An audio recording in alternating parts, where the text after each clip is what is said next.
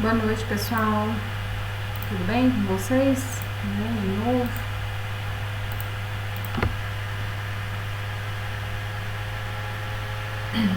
Pessoal, hoje a nossa aula, a gente vai falar sobre as normas regulamentadoras, né? A gente tem muitas normas, né? E elas foram iniciadas com a CLT, né? E o benefício que o trabalhador recebeu com a CLT e com os direitos que ele teve adquiridos, como o afastamento do INSS, certo? E o que? Sua prevenção da saúde, né? O trabalhador tem que trabalhar com saúde e se aposentar com saúde, né? Então é um ciclo que se inicia e se fecha, certo? Através da INSS, né? E vamos lá, as normas regulamentadoras.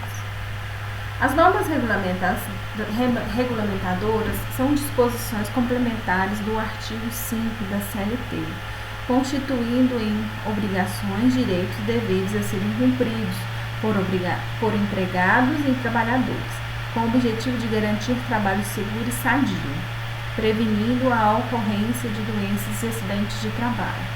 Essas são de observância obrigatória pelas empresas privadas e públicas, pelos órgãos públicos da administração direta e indireta, bem como pelos órgãos dos poderes legislativo e judiciário, que possuam seus empregados regidos pela consolidação das leis de trabalho. O não cumprimento das disposições legais e regulamentares sobre a segurança e saúde no trabalho acarretará, ao empregador a aplicação das penalidades previstas na legislação pertinente. Então, a nossa lei, a nossa norma regulamentadora vem do quadro 5 da CLT, né? E nós temos aqui como obrigação, né? A obrigação, direitos a serem cumpridos de ambas das partes, né? Tanto para o trabalhador quanto para o empregado.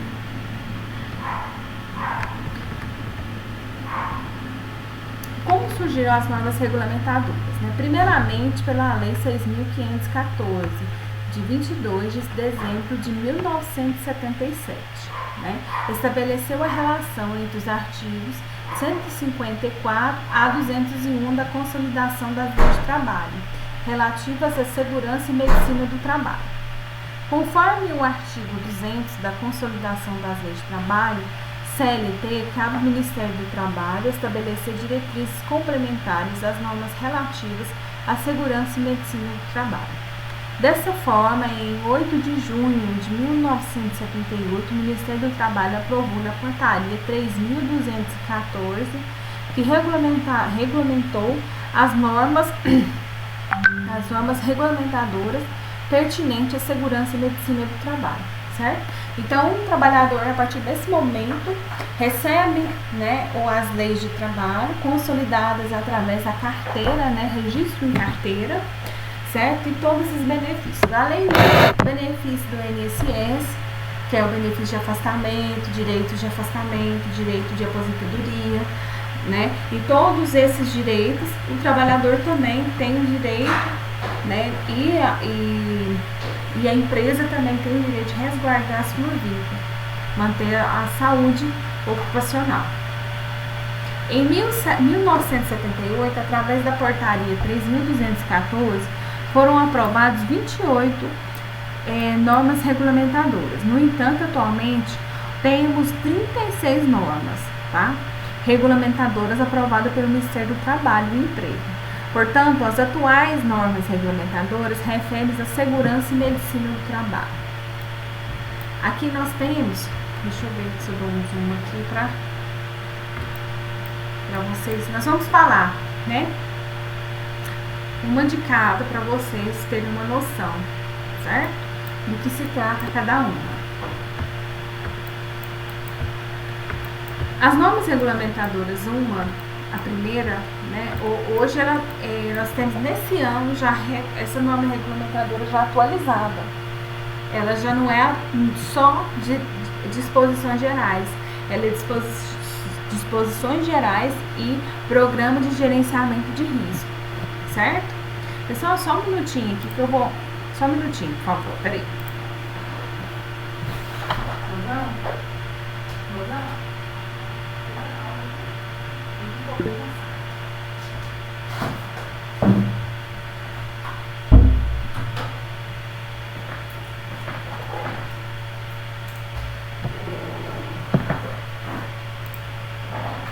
Voltando aqui, as normas regulamentadoras, né? A norma regulamentadora 1, disposições gerais, tem como princípio básico, né, avisar, né, sobre alguns princípios, como a aplicabilidade das normas, né, os direitos e deveres da empresa e do trabalhador. E também nós temos aí algumas disposições, né, com relação ao quê? Com relação a treinamentos, né, que é de extrema importância os treinamentos. Os treinamentos, esse igual, por exemplo, aqui nós temos o quê? Um treinamento, né? A gente faz um treinamento todos os dias, é uma aula e um treinamento, né? Então, a NR1 dispõe, né, sobre os treinamentos, sobre o que se pode ter de início, certo? Dentro da empresa e programa de gerenciamento de risco também, tá na NR1, certo? É publicação em DOU na portaria GM número 3.214 de 8 de junho de 1978, certo? Na NR1 é disposto a aplicação para todas as NRs, sua funcionalidade, legislação, obrigatoriedade e aplicabilidade, servindo como um guia para as demais, né, NRs. Então, ela é a primeira que se abre, né, as NRs para as outras, né? Então, ela fala sobre funcionalidade da empresa, legislação, obrigatoriedade e aplicabilidade, né? Então, essas são as principais, né? O relacionamento da NR1 é para isso, né? Depois nós temos a última atualização da portaria SIT número 84 de 4 de março de 2009. A NR1 é o símbolo dela, né?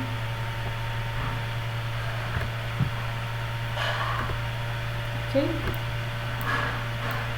A NR2, certo? Ela foi também feita em portaria, né? Publicação DOU, né, portaria GM número 3.214 de 8 de junho de 1978.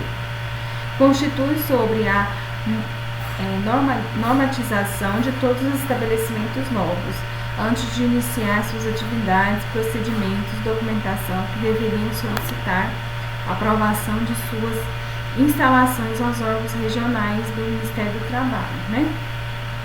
Alteração pela portaria número 35, né, de 28/12 de 83. Essa NR2, ela é o que? Inspeções prévias, né? Você vai fazer uma instalação, você vai começar um serviço, uma atividade dentro do estabelecimento, você tem que ter o que? Uma inspeção prévia, né? Então, essa seria, você tem que atender, né, os princípios mínimos dessa inspeção. Tá na NR2. Na NR3, chama-se embargo ou interdição, né? Caso tenha algum problema com relação a alguma NR, certo? Ou também casos graves, a gente precisa de interdição ou embargo, dependendo do caso, né? Então, foi publicado em DOU, portaria GM, número 3.214, de 8 de junho de 1978. Essa norma regulamentadora trata de definir e instruir a diferença entre embargo e interdição e suas medidas cabíveis para a aplicação destas.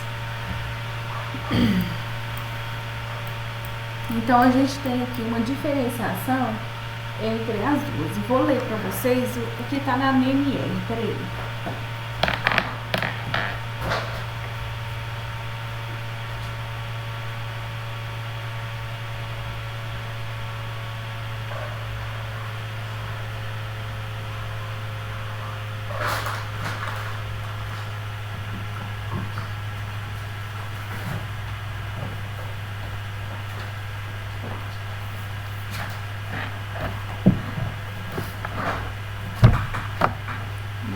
vocês o que está no INF sobre embargo.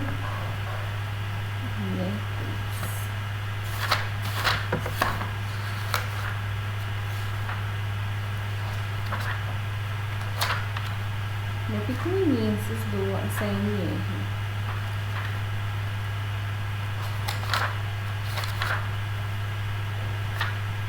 Né? Embargo e interdição são medidas de urgências adotadas a partir da constatação de situação de trabalho que caracteriza risco grave e eminente ao trabalhador. Considera-se grave e eminente risco toda situação ou condição de trabalho que possa causar acidente ou doença relacionada ao trabalho, com lesão grave à integridade física do trabalhador. A interdição implica a paralisação total ou parcial do estabelecimento, setor de serviços de máquinas ou equipamentos. O embargo implica a paralisação total ou parcial da obra, né? Considera-se obra, todo e qualquer serviço de engenharia, de construção, montagem, instalação, manutenção ou reforma. Durante a vigência da interdição ou do embargo, pode ser desenvolvidas atividades necessárias à correção da situação de grave e iminente risco, desde que adotadas medidas de proteção adequadas aos trabalhadores envolvidos. Durante a paralisação decorrente da imposição ou interdição ou embargo, os empregados devem receber salários como se estivesse sendo um exercício efetivo. A diferença de um e de outro significa que interdição é qualquer tipo de instalação que você paralisa a atividade total ou parcial no setor de serviço, de máquina e de equipamentos, tá? E na situação de embargo é quando é uma obra de engenharia, de construção, montagem, instalação, manutenção ou reforma. Então eu vou embargar, embargo é obra, paralisação, interdição é na área de serviços, máquinas e equipamentos, tá? Então embargar uma obra é isso, né? Paralisar as atividades até, né, elas tornarem adequadas e seguras para a empresa. Essas não tiveram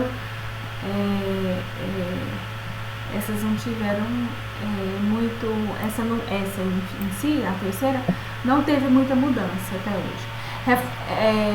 Nova regulamentadora 4, né, serviço de engenharia especializados em engenharia de segurança e medicina do trabalho. Portaria DO, publicação DO, portaria GN, número 3.214, de 8 de junho de 1988. Essa norma regulamentadora dispõe sobre os dimensionamentos e aplicabilidade aos serviços de engenharia especializados em engenharia de segurança e medicina do trabalho, relatando a funcionalidade desses ou os profissionais que se compõem. Então, essa norma regulamenta o SESMIT, né? O SESMIT é um grupo de empregados dentro da empresa que vão fazer com que essas normas todas que a gente vai estudar sejam cumpridas na obra, né? Sejam cumpridas na empresa, sejam cumpridas, estendidas, respeitadas, né?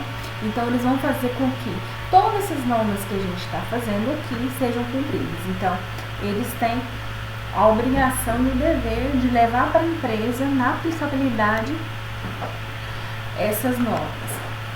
Então eles trabalham na fiscalização dessas coisas, né, professora? A obrigação da fiscalização dessa parte. Não é bem fiscalização.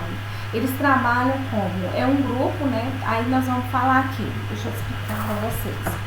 O SESMIT é engenheiro de segurança do trabalho, técnico de segurança do trabalho, médico do trabalho, técnico em enfermagem e enfermeiro.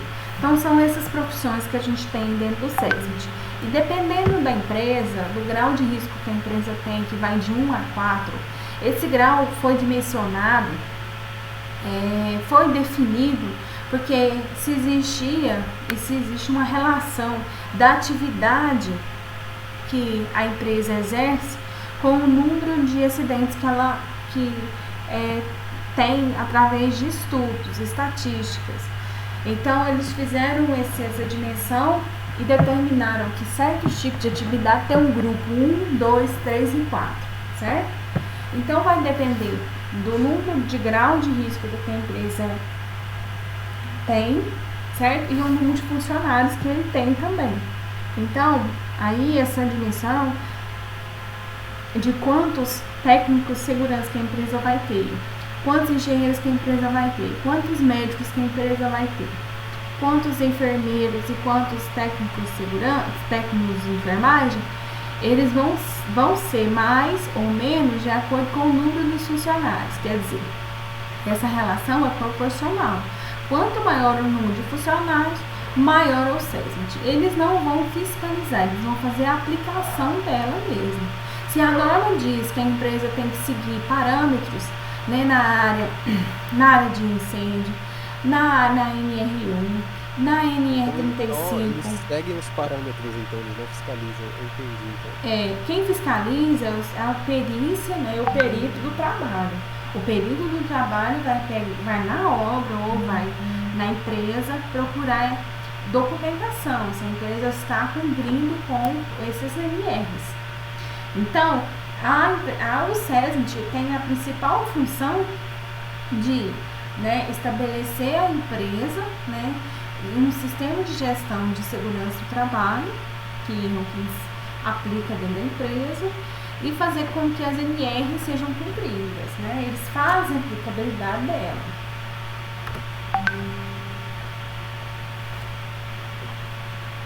Certo? Certo. Podemos prosseguir, então. Ok. A NR5, ela tem o mesmo objetivo, não é tem a mesma visão que o SESMIT, né? Prevenir o que? Acidentes e doenças ocupacionais, né? O que é isso, né? Comissão Interna de Prevenção de Acidentes. Conforme a NR5, né? E dispõe também, dispõe sobre a implementação da CIPA, seus objetivos, né? A composição, a implementação, a obrigatoriedade dos processos efetivos dentro de suas atribuições desta. Então, a CIPA, ela já é definida pela NR5, certo? Ele é um grupo de representantes, né, dividido, né, entre a empresa, certo? Representantes da empresa e a metade representante dos funcionários, certo? Então, a gente tem aí, o que a gente tem de diferente do SESMIT, né? A visão do SESMIT é fazer o quê? Com que a empresa seja regulamentada diante das normas, né? Atendendo às normas, trabalhando conforme as normas. Já a CIPA, ela vê a segurança do trabalho na visão do trabalhador. Se a norma diz que devemos ir com bota fechada, e às vezes alguns não tem, estou dando um exemplo, tá? Isso não tem na norma, viu? Isso é só um exemplo. Se a norma diz que devemos usar avental, por exemplo, aí tem uns que, vou dar um exemplo do avental. Na norma fala que não devemos usar, que devemos usar o avental, certo? Aí, o que acontece? Bom, aí a empresa falou, não, a gente vai ter, o SESMIT fala, ó, vamos colocar aventais para todo mundo trabalhar com avental, porque a norma diz que é avental. Aí entra a CIPA fala assim, não, a gente pode até usar avental, mas nós vamos ter muito calor, né? A gente vai ter muito calor, vai ter muitos problemas com calor, vamos passar até mal e a gente vai ter que fazer uma climatização na empresa para que nós possamos usar.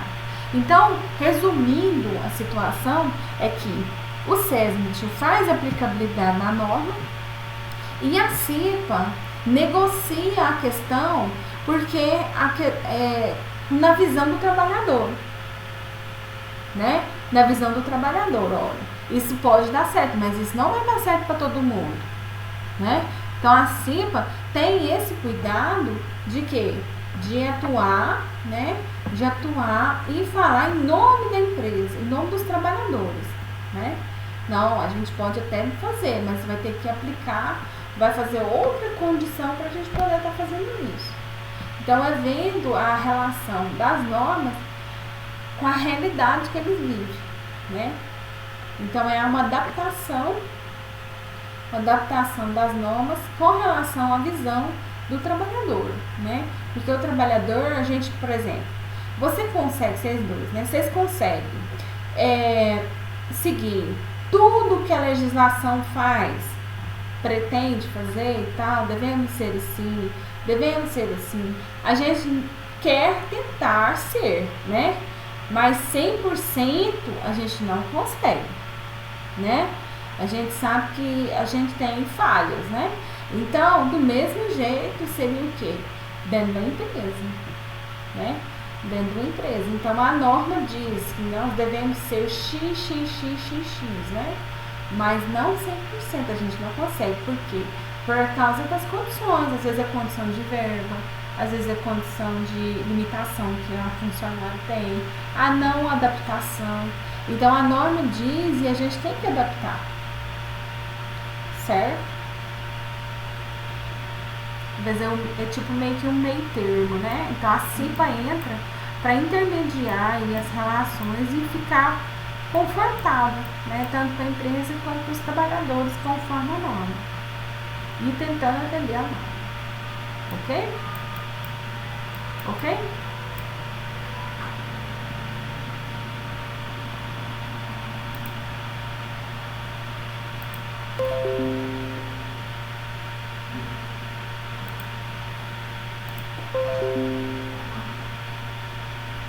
A NR6, né? A NR6, ela tem, né, como regulamentação dos EPIs, né? E os EPIs são um importante instrumento para a proteção do trabalhador. Vem primeiro, né, a condição de EPC, né? Você tentar proteger, né, os trabalhadores de forma coletiva, né? Então, primeiramente, a empresa tem que tentar ter condições de aplicar o EPC na empresa.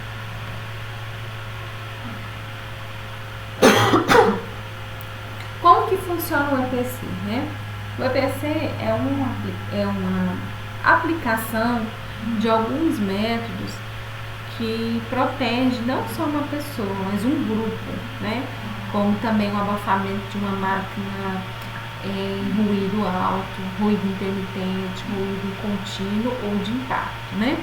Então a gente tem aí um bloqueio, isolamento, né, de ruído,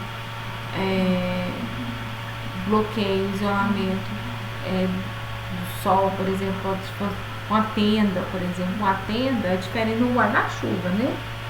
Então, você tem 10 funcionários, você vai abrir uma tenda para esses 10 funcionários na chuva ou do sol, ou você vai dar guarda-chuva para cada um, né?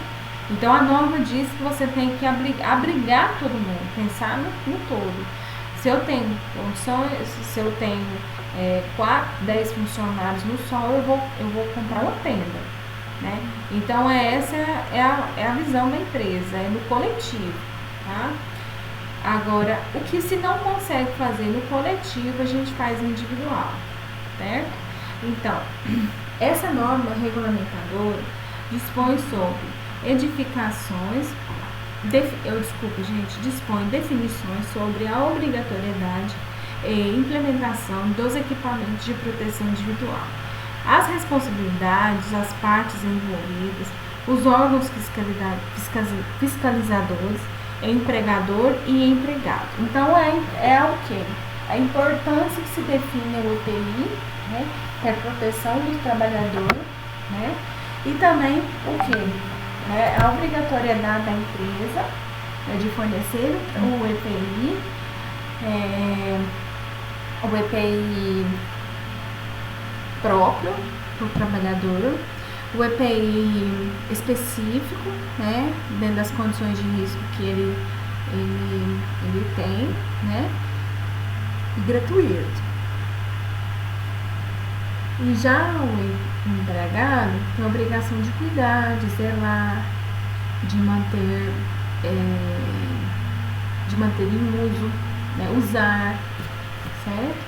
E o trabalhador e a empresa também tem obrigação de dar o treinamento do uso de EPI. Então, e o trabalhador tem obrigatoriedade de usar, né, de manter usado, de cuidar, de zelar, de higiene, de informar também a empresa que o EPI está danificado, o EPI precisa ser trocado. Então ele tem a obrigação também de avisar a empresa. Norma regulamentadora 7. Programas de controle médico e saúde ocupacional, né? Chama-se PCMSO, certo? Essa norma regulamentadora, a ANR, estabelece a obrigatoriedade da elaboração e implementação por parte de todos os empregadores e de instituições que garante trabalhadores como empregados do Programa de Controle Médico e Saúde Ocupacional, com o objetivo de promoção e preservação da saúde do conjunto dos seus trabalhadores. Então, qual que é a importância, né, do PCMSO? É um programa também, só que na área de saúde, tá? Ele define, através dos seus riscos que você está exposto, né, o trabalhador, ele define o que? Os exames que você deve fazer, certo?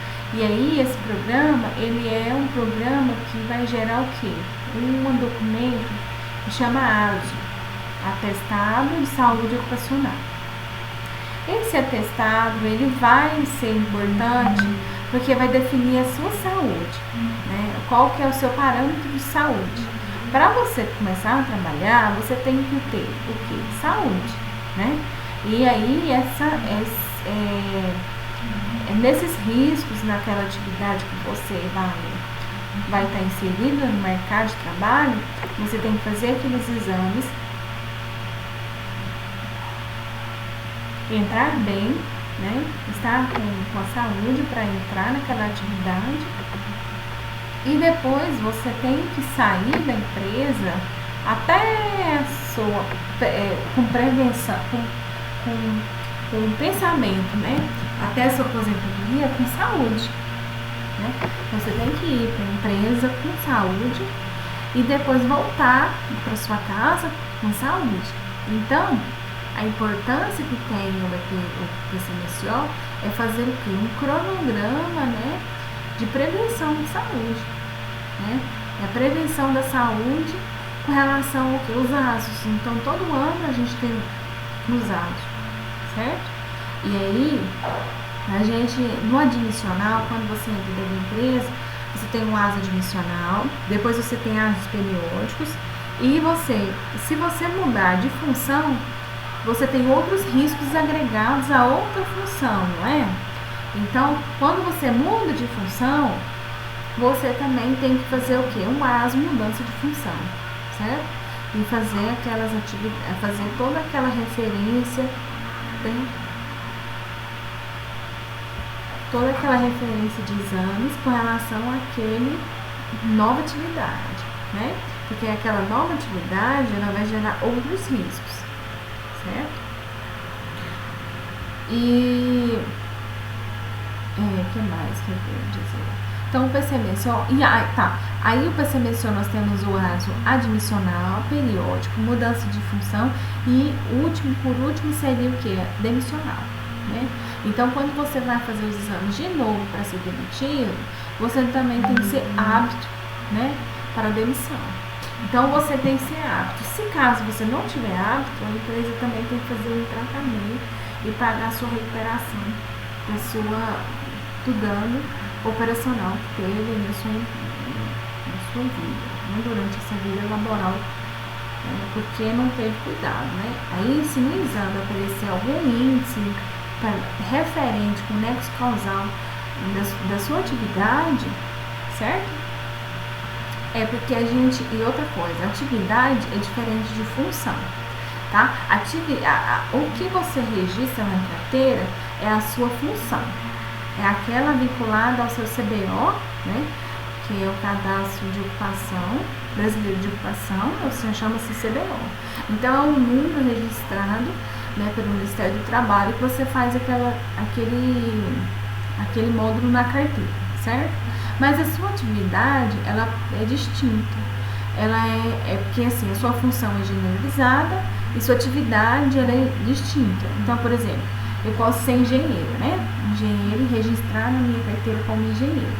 Eu posso ser engenheira trainer, eu posso ser engenheiro júnior, posso ser engenheiro sênior, enfim. Mas eu posso trabalhar em escritório, né? Então, a minha atividade é o quê? É escritório, né? Então, a minha OS, minha ordem de serviço, é vinculada a serviço de escritório, né? O que é o risco no escritório? O risco no escritório é iluminação, né? Lumínico, o risco no escritório é acidente e ergonômico, tá? Então, esses são os riscos que eu vou ter se eu for trabalhar somente em escritório, espaço fechado e tal, debaixo do ar-condicionado, enfim. Bom, agora se eu fosse uma engenheira civil que trabalhasse em obra, levantasse laje, subisse em andaime, aí eu teria outros riscos. Eu teria o risco de poeira, vibração, altura.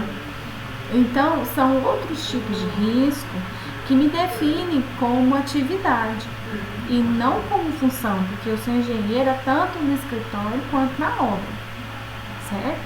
Então, a minha atividade é diferente. A minha atividade está relacionada diretamente com obra, então os meus riscos são diferentes. Então, eu registro lá na minha carteira a agente civil, né? Mas a minha atividade está relacionada com poeira, com vibração, com iluminação, com iluminação infravermelha, né, do sol, que mais? Com poeira, com calor, um pouco com calor. Então, nós temos que entender que a função é diferente da atividade, tá? Então, quando vocês forem entender, vocês vão perguntar assim, qual que é a atividade que ela exerce, né? Não é só a função, mas a função também, a atividade também tem que estar relacionada à função, né? É como se fosse um subitem da função, certo? E o PCMSO avalia os riscos, não avalia a função do paciente. Então, ele avalia os riscos que ela exerce. Então, é o que? Vinculado à atividade, né? E ainda assim, vocês têm esse controle, e esse controle é muito importante, né? A empresa precisa estar atento, porque o ASO vence todo ano. Inclusive, o PCMSO, o PRA, o PGR, LTCAT, são documentos de segurança. Eles também todos vencem em um ano. A NR8 ela é pequenininha, tá? A NR8 estabelece o que? As edificações, como devem ser as edificações, né? Então, essas normas regulamentadoras estabelecem requisitos técnicos mínimos que devem ser observados nas edificações para garantir segurança e conforto aos que nelas trabalham. Então, a gente tem que ter o conforto térmico, tem que ter piso que não seja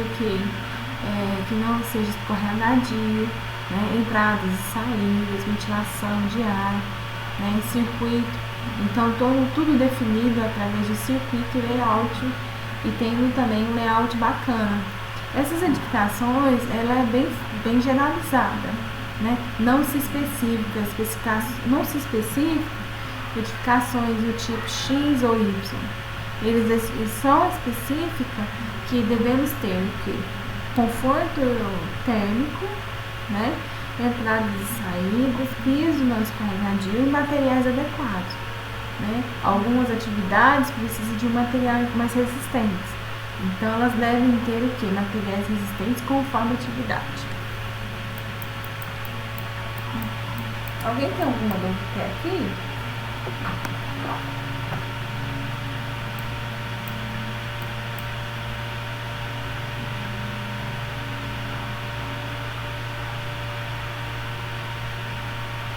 Alguém tem alguma dúvida?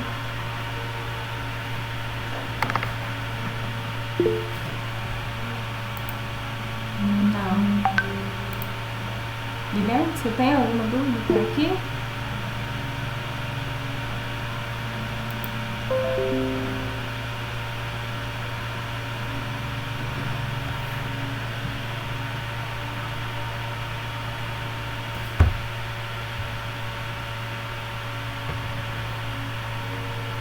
Então agora nós vamos falar sobre a NR9, né? Programa de Prevenção de Riscos Ambientais, certo? Essa norma regulamentadora estabelece a obrigatoriedade da elaboração e implementação por parte de todos os empregadores e instituições que adquiram trabalhadores como empregados do Programa de Prevenção de Riscos Ambientais, visando a preservação da saúde e da integridade dos trabalhadores, através da antecipação, reconhecimento, avaliação e, consequentemente, controle da ocorrência dos riscos ambientais existentes ou que venham a existir no ambiente de trabalho, tendo como consideração a proteção do meio ambiente e dos recursos naturais. Então, na NR9, se estabelece princípios importantes para o programa, né? Um programa, um dos principais programas que a gente tem de controles ambientais, né, que seria o PPRA.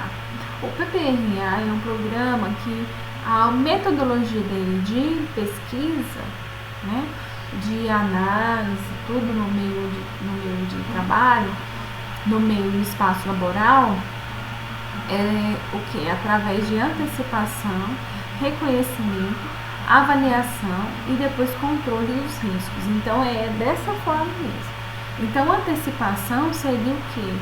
Eu analisar o espaço, né, e ficar observando as coisas, né, analisando as ocorrências, vendo o que se passa no local, né. Reconhecimento é depois que eu analisei a situação, as coisas, eu vi, porque a gente às vezes não percebe, né? Mas o engenheiro e o técnico de segurança vê tudo. Por quê? Porque eles são já preparados para isso, né? A gente consegue observar os erros, porque isso faz parte do trabalho, né? É reconhecer, né? Reconhecer os riscos, né? Então, a gente, através de uma observação mais profunda, nós conseguimos o quê? Ter reconhecimento dos riscos. Né? Essa máquina tá ruim, esse negócio tá ruim, o chão tá através, né, de uma observação mais profunda, você vai conseguir observar os riscos que a empresa tem, né? A avaliação, tá? Então a gente tem aqui risco A, B e C, né? Então, através desse reconhecimento, eu consigo avaliar. Então, as avaliações podem ser de duas formas, né? Qualitativa ou quantitativa. A qualitativa é quando eu vou lá através de aparelhos e meço através de aparelhos. E ele me dá um parâmetro em valores que eu consigo dimensionar, né, a minha situação ou a situação do ambiente através de comparação com o valor, né, limite daquele tipo de gás, daquele tipo de pó químico no ar. Então, a gente consegue dimensionar, né, o limite de tolerância, certo? Então, a partir daquele limite de tolerância, eu estou numa situação insalubre, né? E abaixo considera-se salubre, entendeu? Então, assim, o nosso PPRA é isso mesmo. E depois que a gente tem o quê?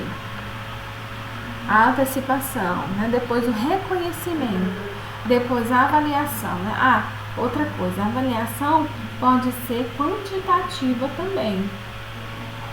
Então, a quantitativa é aquela que a gente mede em aparelhos, certo? No espaço laboral. Essa é a quantitativa, certo? A qualitativa é aquela que eu defino subjetivamente aquela situação ali daquele risco. Então, eu posso definir como agradável ou não agradável, suportável ou não suportável, tolerável ou não tolerável. Então, na minha visão, como prevencionista, certo?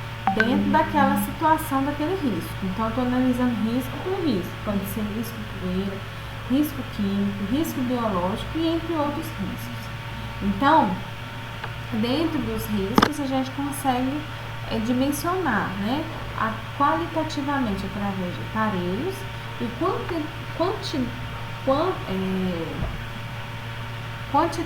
qualitativamente eu consigo analisar o quê? Através de uma visão subjetiva, certo? Do ambiente de trabalho. E depois disso a gente tem um controle. Então eu faço um controle sobre o meu parâmetro EGE+, né?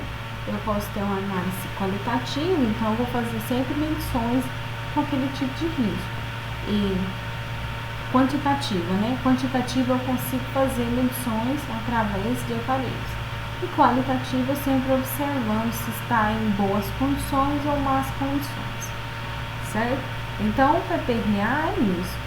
É uma análise, é uma visão, depois um reconhecimento, depois um controle daqueles riscos. Para não ter doenças ocupacionais, certo? A norma regulamentadora 10, né? Ela é uma norma que estabelece os requisitos e condições mínimas, adjetivando, né, a implementação de medidas de controle e sistemas preventivos de forma a garantir a segurança e saúde dos trabalhadores que direto ou indiretamente interagem em instalações elétricas e serviços com eletricidade. A NR10, elas são instalações, trabalham em serviços de instalações para eletricidade, né? Então, todo eletricista precisa fazer a NR10, né? Esse NR10 é um curso, né? Ela também é feita como dado um curso. Então, quem trabalha na parte elétrica tem que ter esse NR10, tá? E é importante para o quê? Porque o trabalhador precisa estar primeiramente ciente dos riscos que ele está ocorrendo naquela atividade. Então, qual que é o risco do choque, né? Como analisar e reconhecer o choque, certo? A potência do choque, a amperagem, né?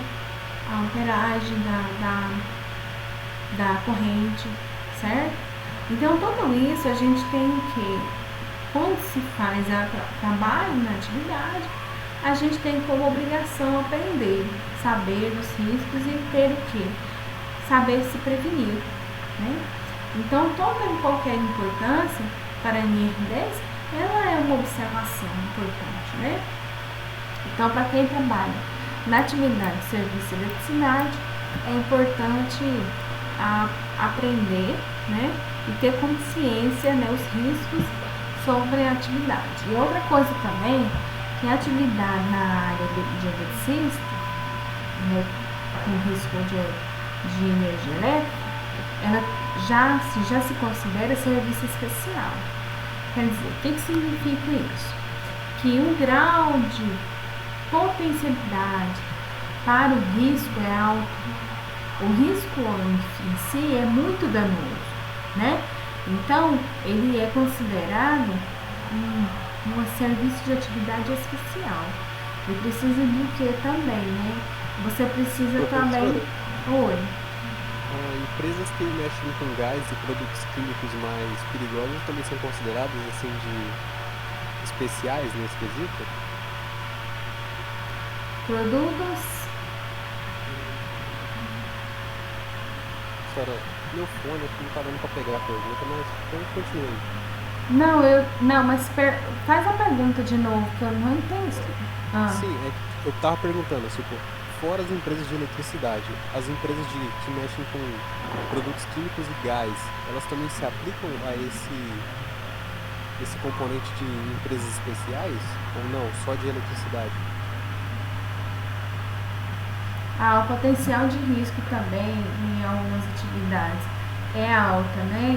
Gás, né? Principalmente os liquefeitos, né? Que são gás de cozinha e os inflamáveis.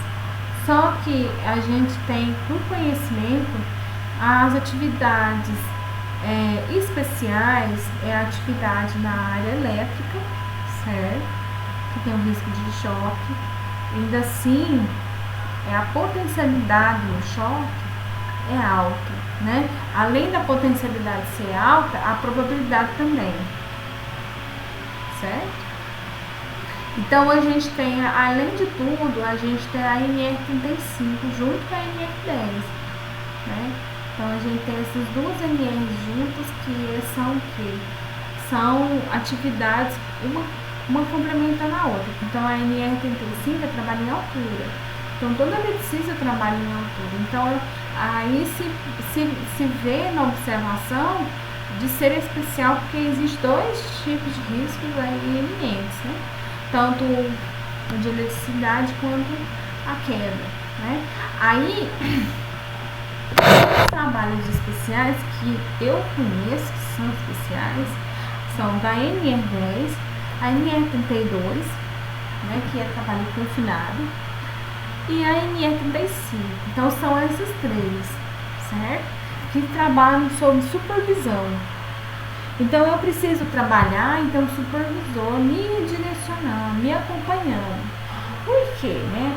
Os trabalhos especiais, eles têm uma certa condição de ser, além de ser perigosos e danosos, eles têm passo a passo, né? Então você não vai, tem que seguir um protocolo, né? Por exemplo, na área de eletricidade, a gente tem um protocolo de sinalização, de reestruturação, de avaliação, de controle, de secção, né, da rede elétrica. Sabe aqueles pauzinhos que a gente vê nos fios? Aquilo tudo é secção, né? Então a gente faz e corta um circuito elétrico em um determinado fio de metro, e aí ele faz o que? A manutenção ali. E a conferência também, antes de fazer a manutenção, existe a conferência, né, se existe ou não energia elétrica. Então existe um passo a passo, como também trabalhando sob pressão, né, trabalhos submersos, trabalhos também trabalhos submersos e também trabalhos em aterros, né? Em aterros trabalhos em, deixa eu lembrar o nome, submersos em água e trabalhos em cavações, né?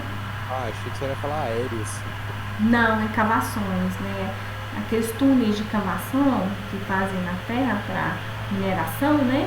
Eles também são especiais. Então são observações, então fica sempre um supervisor de fora, sabendo através de corda e rádio se o funcionário está bem, se ele está sentindo bem, se está sentindo tontura. Aí se ele está sentindo tontura, existe vários fatores, né? Pode ser falta de oxigênio e tudo, e falta de ventilação, né? Então aí existe um controle, né? E também submersos, por causa da pressão da água com relação à pressão do seu corpo. Então existem vários fatores que vão fazendo a gente e o trabalhador, né, se adaptar, igual, por exemplo, por que, né, você trabalhar em especial? Além de ser supervisionado, você como pessoa pode errar, né? Você consegue errar, mesmo fazendo anos aquela atividade, você pode errar, porque nós somos seres humanos, depende muito da condição nossa, né, emocional. Por isso que a segurança do trabalho visa muito o quê? Né? Visa muito a condição do funcionário, se ele dormiu bem, se ele está bem, se ele não passa por momentos de dificuldade na família. Então, às vezes, tem funcionário que não está apto a fazer aquela atividade especial, entendeu?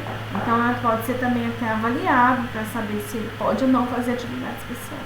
E, além de tudo, o seu supervisor, ele também tem que conferir todo o passo a passo. Então, errar, você pode errar, mas se você errar, é fatal o problema, né? É fatal, o risco é fatal, ele não se perdoa se você errar, né? Agora, se você errar, tudo bem, você tem um supervisor vai te informar, você está errado, né? Você tem que corrigir esse passo, volta de novo e refaz, né? Então, você tem um supervisor para tomar todas as providências. Agora, quando você não tem, você está mais suscetível ao erro, né? E o grau de risco de energia elétrica, por exemplo, de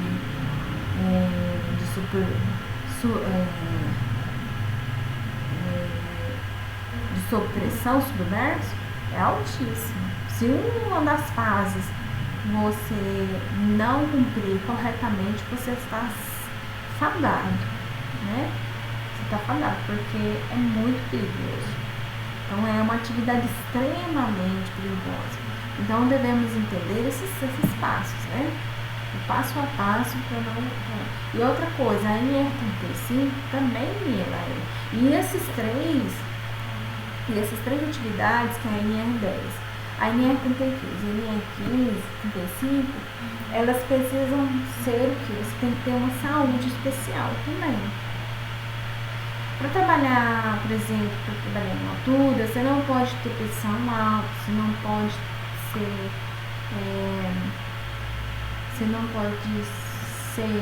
diabético, você não pode ser epilético,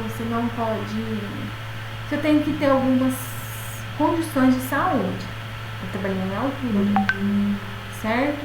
Você não pode ter aquela doença que fica tonta, deixa eu lembrar o nome, que é uma doença, não sei se é uma doença, é labirintite. Você não pode ter labirintite para trabalhar em altura. Então, tudo isso é importante, né? Você ter saúde para trabalhar e os riscos não te interferirem nas suas atividades. Ok?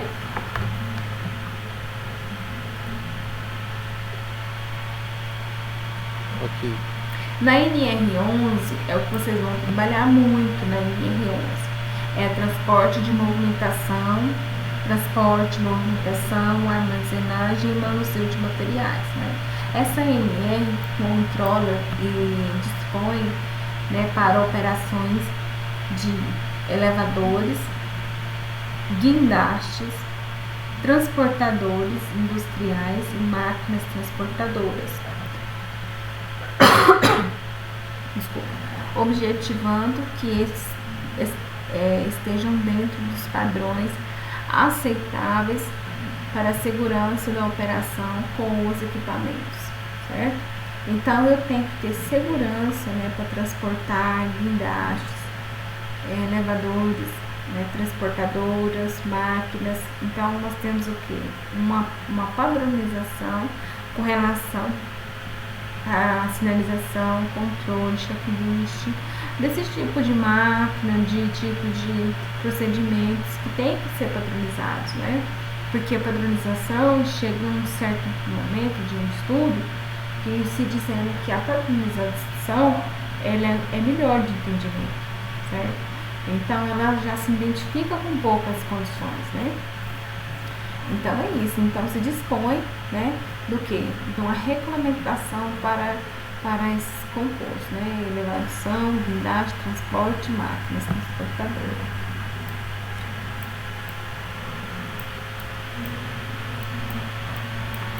Essa NR11, a gente vai ver ela, tá? A gente vai ver ela no curso ainda, falando só dela, tá bom? Por isso que eu não vou falar muito aqui, para ele poder falar mais lá na frente, tá certo? A NR12, ela é quase uma dimensão da NR11, né? A NR11 fala sobre desenvolvimento de máquinas, mais para o transporte e logística. Nessa questão, as máquinas e equipamentos, eles têm que estar dentro da empresa, por exemplo, né? Não tem nada a ver com a logística.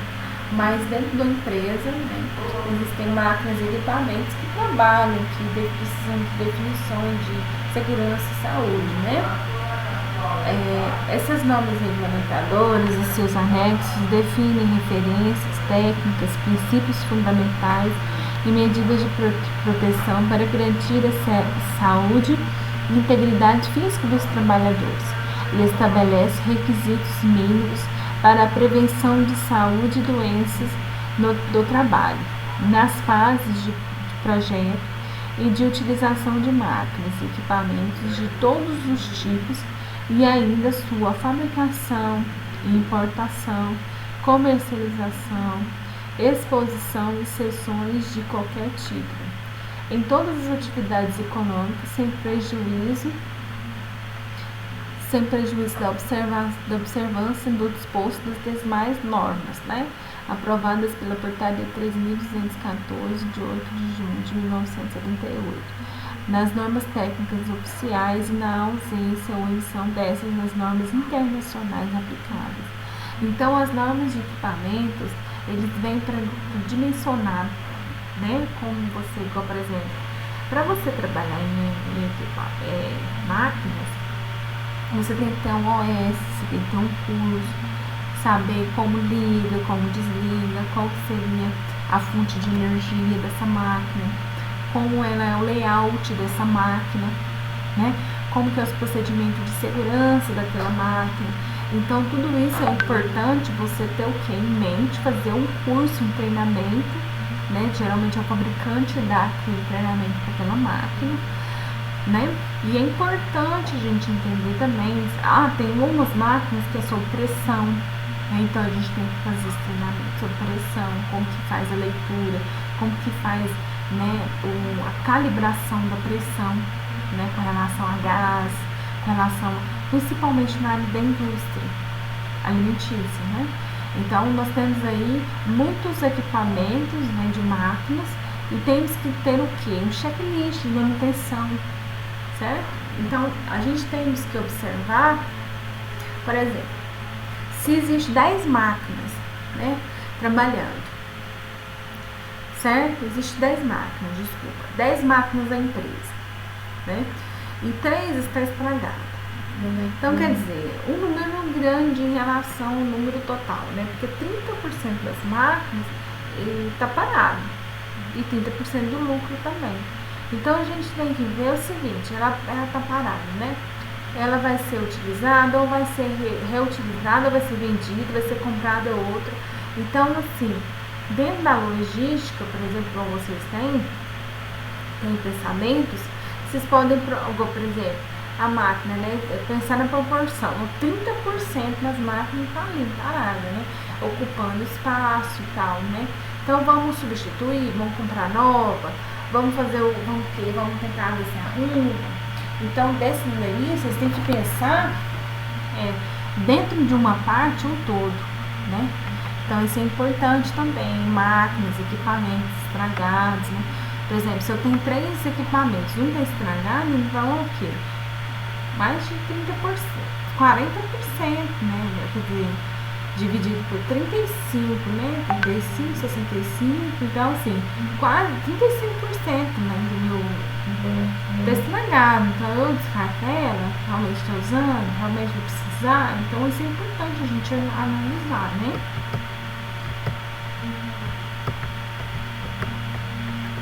Nós temos também a norma regulamentadora, a NR13, que é uma subdivisão também da NR11 e NR12, tá?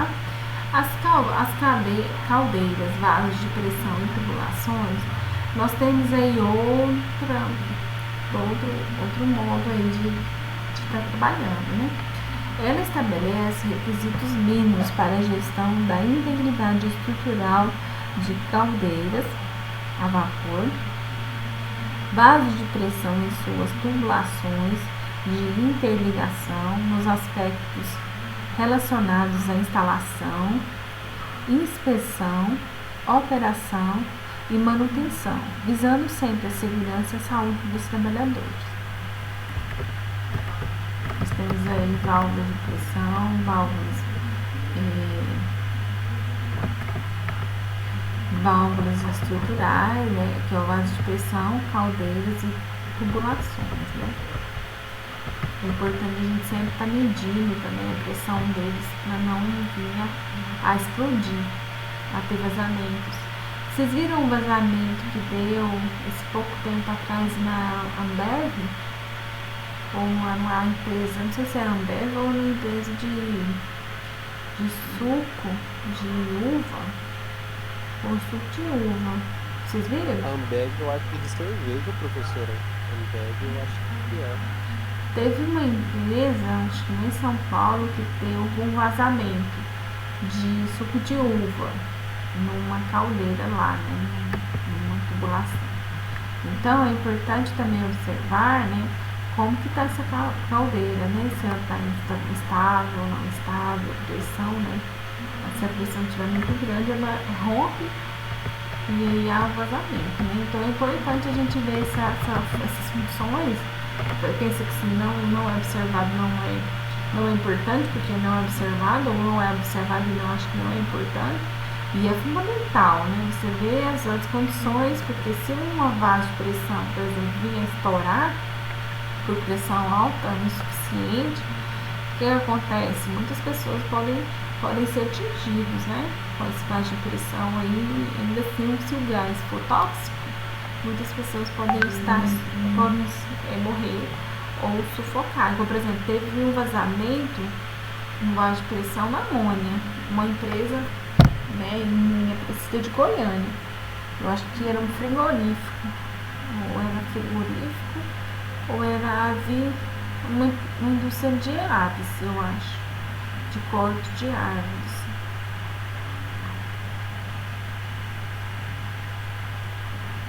E aí se usava amônia, né? Aí a amônia teve vazamento no vaso lá de pressão, porque não se sabe qual foi o motivo, não foi divulgado o motivo, mas aí o que aconteceu? As 30 funcionários foram parar no hospital de intoxicação, mas não tive caso de morte, né? Isso é um acidente, né? Extremamente grave, né? Fornos. As normas regulamentadoras estabelecem requisitos mínimos para a gestão da integridade estrutural de fornos, suas integrações nos aspectos relacionados à instalação, inspeção, operação, manutenção, visando a segurança e saúde dos trabalhadores. Então, é importante que ele consiga estabelecer o quê? Aspectos de manutenção, instalação, operação, né, sobre o que? Fornos, né, porque o grau de risco com relação a fornos seria o calor, né, e o fogo, né? Queimadura, né, e o calor, né, e desidratação, né. Aí nós temos aí atividades e operações insalubres, a NR15. Né, a gente vem falando que quando se não atende, né, ou não acima, né, do grau de limite de exposição, nós temos o que? Salubridade, né, e abaixo, salubridade. E essa norma regulamentadora estabelece requisitos mínimos para controle dos riscos no ambiente de trabalho. Dispõe das regras para a aplicabilidade de medições com finalidade de controlar, identificar agentes que possam causar dano à saúde do trabalhador durante a sua vida laboral. Então, assim, as atividades insalubres é quando você mede através de uma medição qualitativa, tá? Eu meço através de aparelhos. Aí esse aparelho, esse número do aparelho que é dado, ele é um número de referência para ele comparar com o limite de tolerância, né? Através de produto químico, gás, certo? Poeira. Então eu consigo fazer um parâmetro e comparar, e também produtos químicos, eu também consigo comparar com o limite de tolerância que a NR15 aponta, que ela vem através do que? De estudos da Fundação. Mas a gente tem também outras fundações internacionais, como a HCGH, a NUOSH, que são instituições que também têm seus próprios índices, né? E também super aceitáveis também para nossas leituras aí em relação à avaliação quantitativa.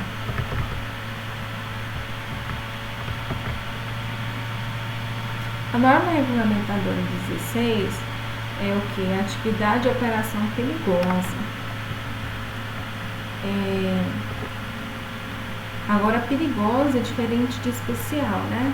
Vocês já ouviram falar aqui que atividade especial precisa de uma supervisão, né?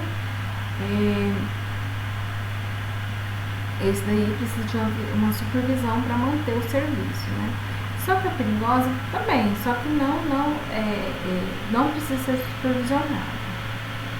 Aqui, ó, nessa norma regulamentadora estabelece requisitos mínimos para a gestão da integridade das atividades consideradas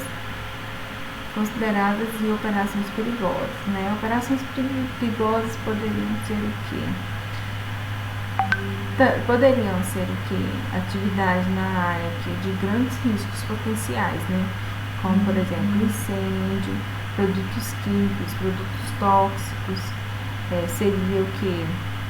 Materiais, produtos inflamáveis, gás inflamáveis, fogo, certo? Eletricidade, porque na verdade essa NR ela é para o quê? Para as condições mínimas de gestão, tá?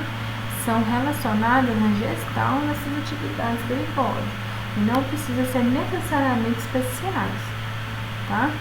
Então nós temos aí também outra atividade também então relacionada à explosão,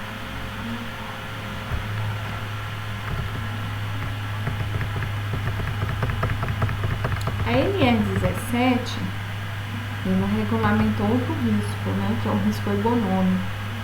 Um risco muito importante porque ele realmente está em todo tipo de trabalho, né? É o risco ergonômico que ele não se exclui em outras atividades, são todos dentro das atividades. É o risco à atividade e de atividade com relação a problemas ergonômicos e também atividade com relação ao acidente, né? Essa norma regulamentadora visa estabelecer parâmetros que permitam a adaptação das condições de trabalho às características psicofisiológicas dos trabalhadores, de modo a proporcionar o máximo de conforto, segurança e desempenho e eficiência. A ergonomia, ela é um estudo, eu estudei muito a ergonomia quando eu fiz faculdade, engenharia, arquitetura, porque ela é importante, porque ela define os parâmetros de conforto para o trabalhador, porque é a mobilidade, né? A flexibilidade que nosso corpo tem membros, tamanhos de membros com relação ao tronco superior, membros superiores, membros inferiores diferentes das pessoas. Então a gente antigamente tinha uma padronização, né, para todo tamanho de janela, porta, mesa, né? Tudo era instalado conforme um padrão, né? E hoje a gente vê que a população, né, existe um desconforto para as extremidades, né? Uma pessoa muito alta, né, tem conforto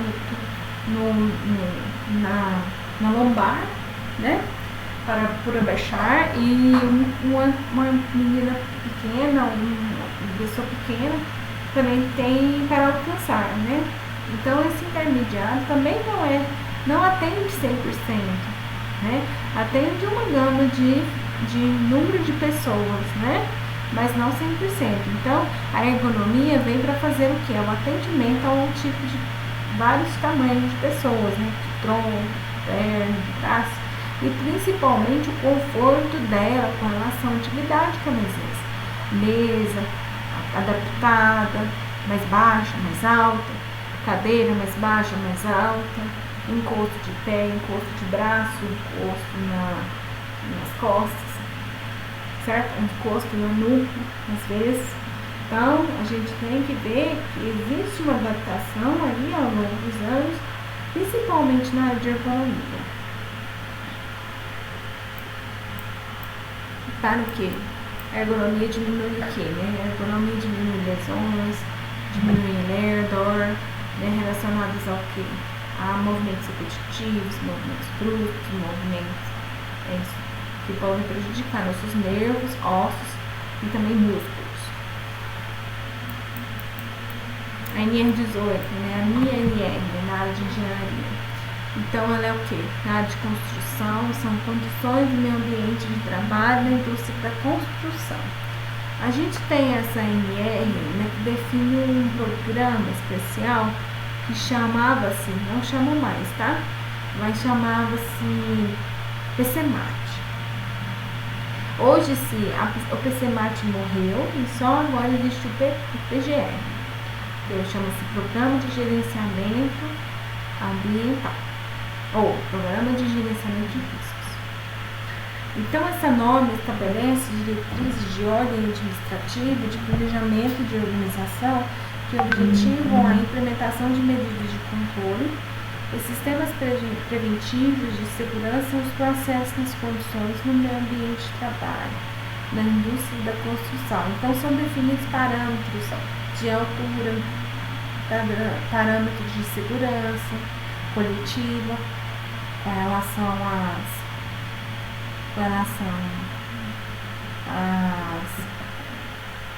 sinalização, com relação ao transporte de carga de pessoas e objetos, né, ou cargas, né, ou de cargas também, de materiais, né, o abrigo com os materiais, como é o abrigo, como que é o refeitório, como que é feito o dimensionamento dos canteiros de obra, certo? Como é feito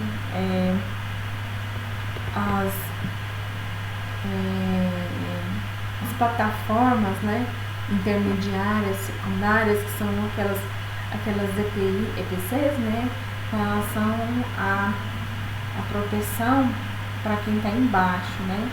Aí aquelas talas são para proteger, né, a cabeça das pessoas lá embaixo, ela não cair, nem resíduo, né, de madeira, de tijolo no chão lá embaixo, né.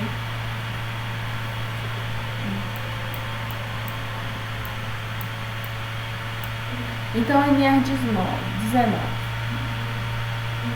também é NR relacionada a explosivos. A gente também tem um NR só para isso. Estabelece requisitos mínimos para a segurança e saúde no trabalho contra os fatores de risco de acidente provenientes das atividades com explosivos, material ou substâncias, né?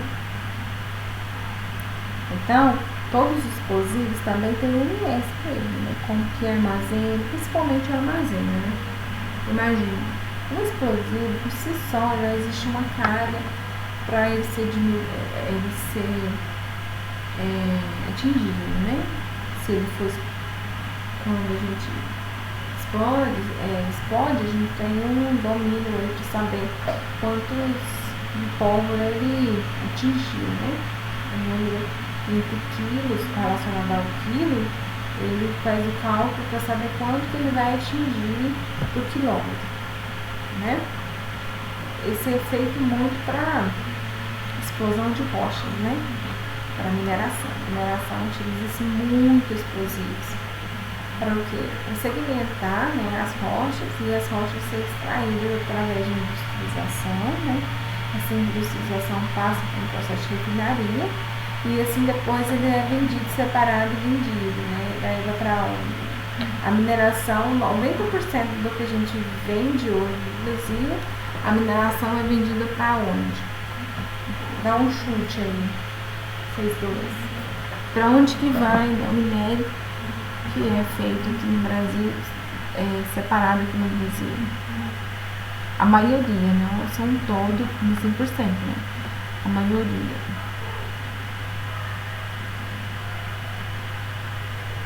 Você chuta?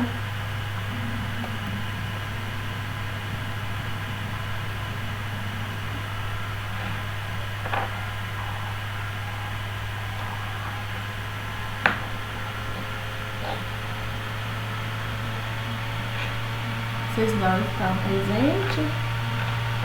Você chuta? Qual que é o país que compra quase 90% dos nossos minérios?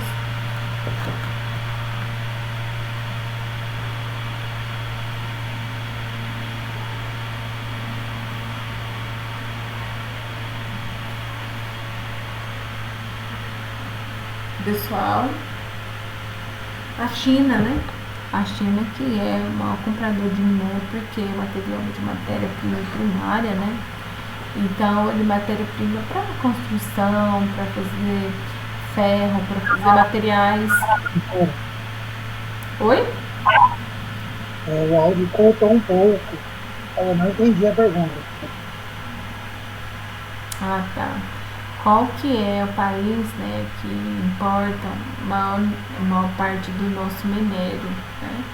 Que a gente é um grande, ainda é, né, um grande exportador de minério, né? Porque essas empresas, as empresas, né, que vêm para o Brasil são exteriores e eles pegam países subdesenvolvidos para explorar minérios, tudo, e para o quê?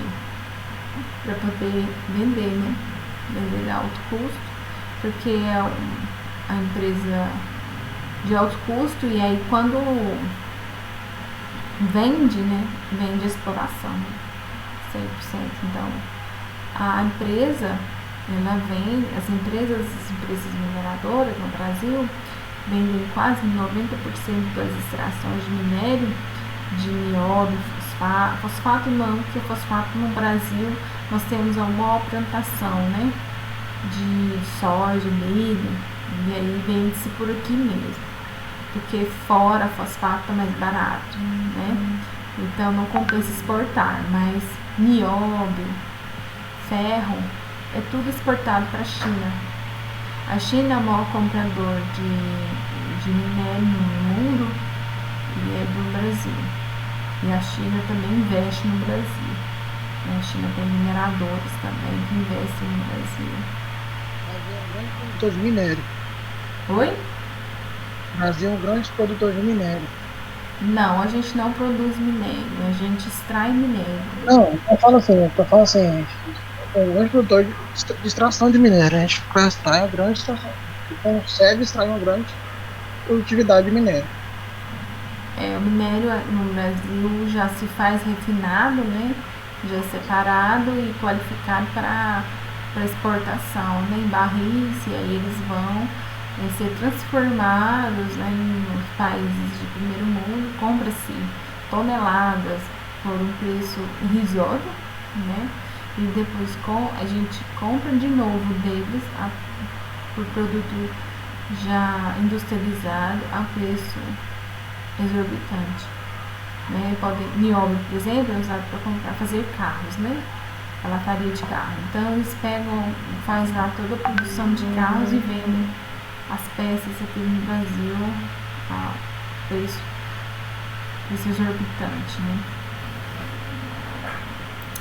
Então, a INE-19 ela é utilizada para explosivos. E o manuseio também do explosivo. Então, imagina-se, principalmente na armazenagem, né? Imagina um dano de um explosivo. Agora imagina 20 explosivos serem ligados ao mesmo tempo, serem acionados ao mesmo tempo. Então, a armazenagem de produtos químicos, a armazenagem de explosivos, a armazenagem de gás tóxico, de gás como cloro, amônia, fosfato de nitrato de amônio, que foi causado a explosão em Beirute nesse ano.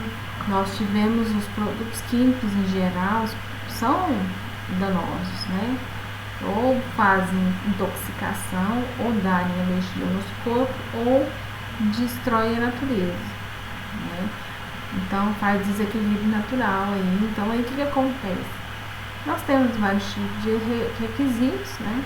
E que dentre esses que eu citei são principalmente a armazenagem talvez um risco maior. Por quê? Porque quando você vai estar manuseando, né?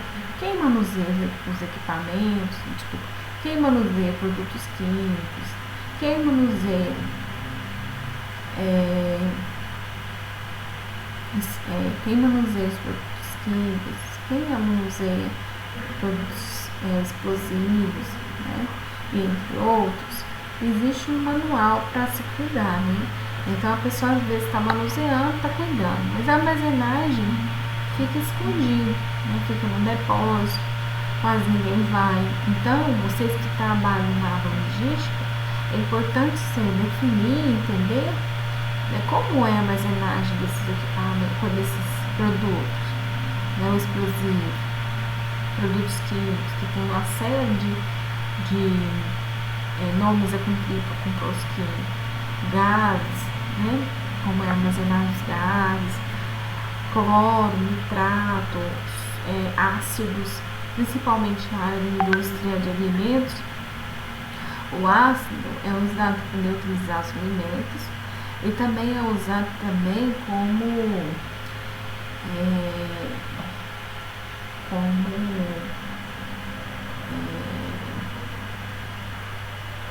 não é corante não, como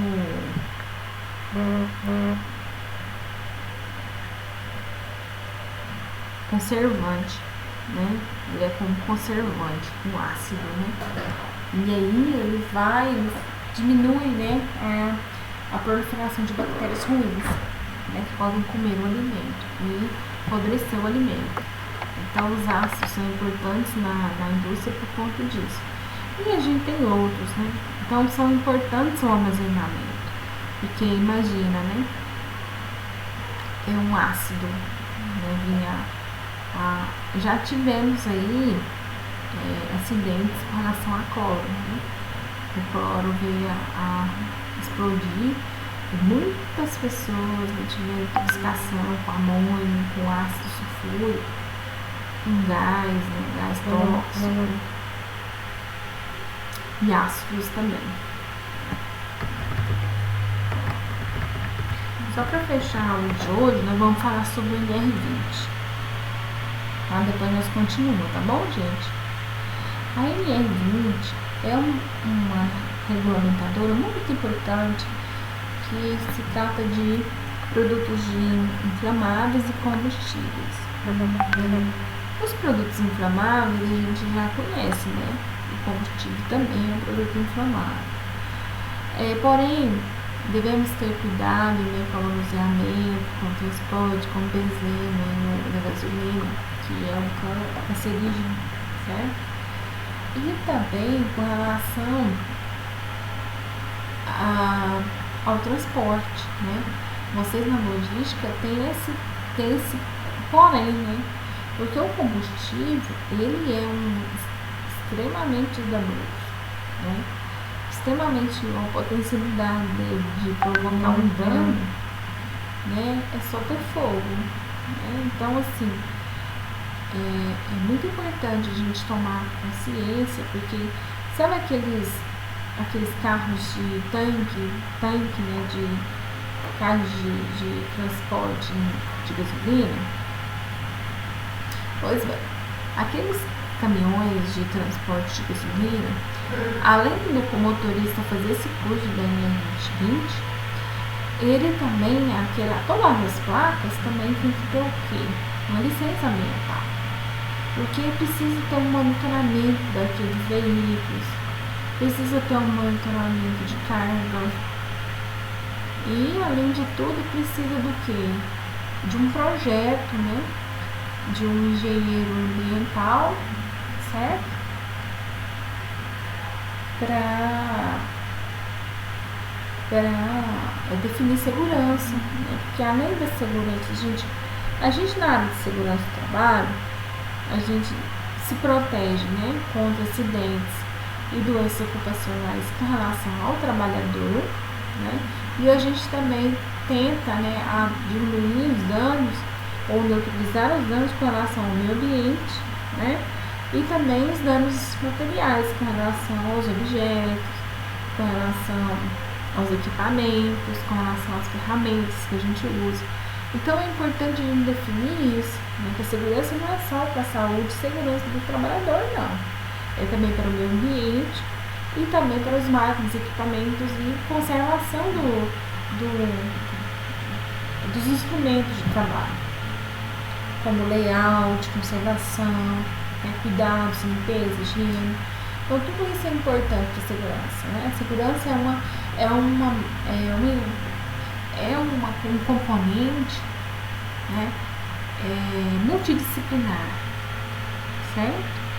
Então, com relação a esses novos reguladores, estabelece o quê? Requisitos, né, mínimos para a gestão de segurança e saúde no trabalho contra os fatores de risco de acidentes provenientes das atividades de extração, produção, armazenamento, né, e transferência de manuseio e manipulação de inflamáveis e líquidos combustíveis, porque o combustível é extremamente inflamável, né? Eu acho que foi o ano passado, eu vi um acidente, não aqui no Brasil, acho que pelos acidentados parecia ser na Índia. Um carro pipa desses de combustível vazou, né, ele tombou e aí ele, pela faísca do carro pegaram fogo, explodiu, né? E aí muitos morreram carbonizados, né? Muitos, foram 6 que morreram carbonizados. Morreu assim, você não vê mais, você só vê o corpinho dele assim, né? Você não vê o rosto mais, você não consegue identificar a pessoa mais, né? Então as normas de segurança existem específicas, né? Então, até aqui eu vou definir a aula como encerrada, porque não vai dar para terminar, né? E a gente começou tarde. Alguém tem alguma dúvida? Por enquanto não. Vocês estão gostando, entendendo da aula? Sim, o conteúdo é bem extenso, a gente vai adequando. Alguma coisa, Guilherme?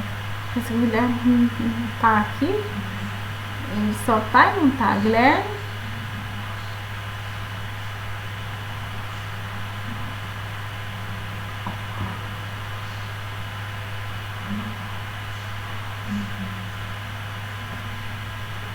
Então tá bom, pessoal.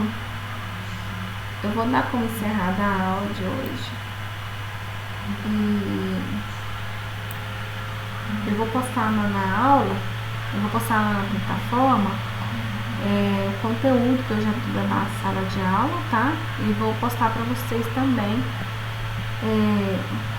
o link lá no grupo da aula gravada até agora, tá bom? Ok.